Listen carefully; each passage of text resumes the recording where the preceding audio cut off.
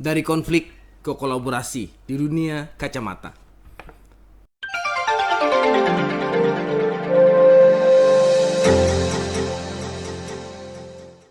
Dua dunia, satu ambisi. Bayangkan sebuah industri di mana matahari selalu bersinar cerah. Industri kacamata.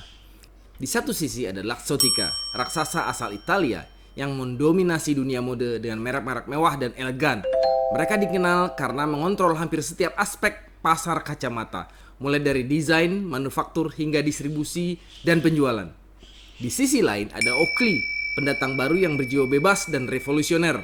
Didirikan oleh Jim Jannard pada tahun 1975, Oakley memulai perjalanan dari sebuah garasi kecil di California dan menciptakan gelombang besar dengan desain yang radikal, inovasi teknologi, dan fokus tajam pada segmen kacamata sport yang menargetkan para atlet dan penggemar olahraga ekstrim. Namun, keduanya memiliki ambisi yang sama, menjadi yang terbesar dan terbaik di dunia kacamata. Ketika ambisi bertemu dengan persaingan, terkadang hal-hal menarik dan tidak terduga bisa terjadi.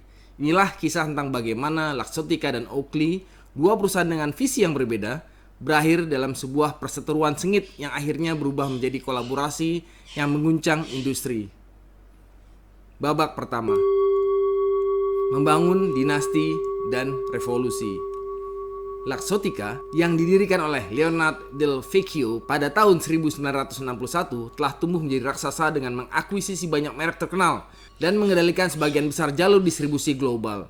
Dengan model bisnis vertikal yang terintegrasi, Luxottica tidak hanya membuat kacamata, tetapi juga memiliki ribuan toko retail seperti Sunglass Hut, LensCrafters, dan Pearle Vision. Keunggulan ini memberikan Luxottica kekuatan untuk mengontrol harga dan pasokan, menjadikannya kekuatan dominan di industri.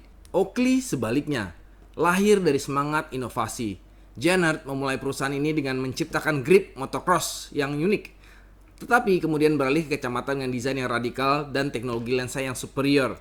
Produk Oakley seperti M-Frame, Radar, dan Jawbreaker menjadi pilihan utama para atlet profesional karena ketahanannya, perlindungan UV-nya, dan kemampuan anti kabutnya. Oakley dengan cepat mendapatkan reputasi sebagai merek kacamata sport terbaik di dunia. Namun, seperti halnya kisah klasik David and Goliath, persaingan ini tidak bisa dihindari. Pada akhir 90-an, Oakley mulai merasakan tekanan dari dominasi Luxottica yang mengontrol sebagian besar distribusi global. Toko-toko retail yang dimiliki Luxottica mulai menolak untuk menjual produk Oakley, sebuah langkah yang menghantam Oakley tepat di jalur distribusinya. Babak kedua, perang dingin. Ketegangan semakin memanas ketika Oakley mulai merasakan dampak dari langkah Luxottica. Penjualan mereka anjlok dan saham perusahaan terprosok tajam di bursa. Jim Jannard, yang selalu dikenal sebagai seorang inovator dan pengusaha yang berani, memutuskan untuk melawan. Oakley mulai mengembangkan strategi baru untuk pertahankan posisinya di pasar. Mereka memperkenalkan lebih banyak produk dengan teknologi inovatif, termasuk lensa high definition optics yang memberikan kejernihan visual dan perlindungan UV yang jauh lebih baik dibandingkan kompetitornya. Namun, strategi ini tidak cukup.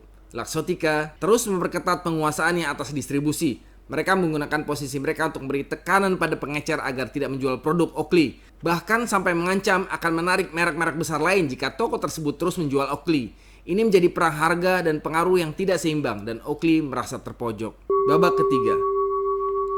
Di ambang keputusan besar pada tahun 2005, Jim Jannard menyadari bahwa perseteruan ini harus berakhir.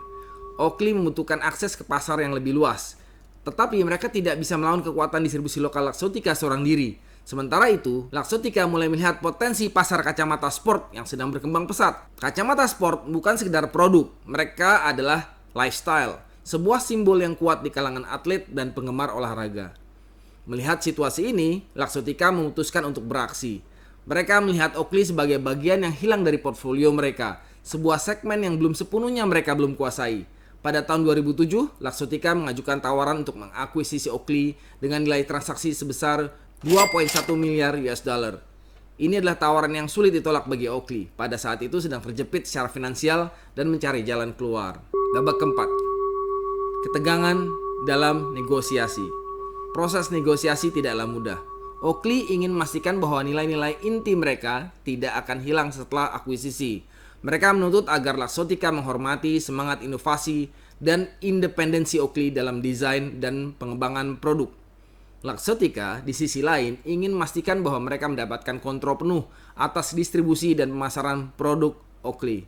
Pertemuan demi pertemuan digelar antara eksekutif kedua perusahaan. Di satu sisi, Luxottica menawarkan akses ke jaringan distribusi global mereka yang luas. Sementara di sisi lain, Oakley menuntut otonomi dalam inovasi produk. Akhirnya, sebuah kesepakatan tercapai. Oakley akan tetap menjadi entitas yang mandiri dalam hal desain dan pengembangan produk, sementara Luxottica akan mengelola produksi dan distribusi. Babak kelima, merger yang mengubah segalanya. Pada bulan November 2007, akuisisi tersebut resmi diumumkan ke publik. Oakley menjadi bagian dari portfolio Luxottica, yang kini menjadi lebih dari 80% pangsa pasar kacamata global. Kolaborasi ini memperluas jangkauan Oakley yang sekarang dapat memanfaatkan jaringan distribusi global Luxottica dan menjangkau pasar yang sebelumnya tidak dapat mereka akses. Dengan segera, Oakley mulai memperluas lini produknya. Mereka meluncurkan koleksi baru yang menggabungkan teknologi canggih mereka dengan desain yang lebih trendy untuk menarik pasar yang lebih luas. Luxottica di sisi lain memanfaatkan teknologi Oakley untuk memperkuat produk-produk mereka sendiri dan memasuki segmen pasar yang baru. Babak terakhir, dampak dan masa depan setelah akuisisi. Oakley tetap menjadi simbol inovasi dan performa di dunia kacamata sport. Sementara Luxottica berhasil memperluas kekuasaannya ke segmen baru. Merger ini juga mempertunjukkan bagaimana dua perusahaan dengan visi berbeda bisa saling melengkapi, bukan hanya bersaing.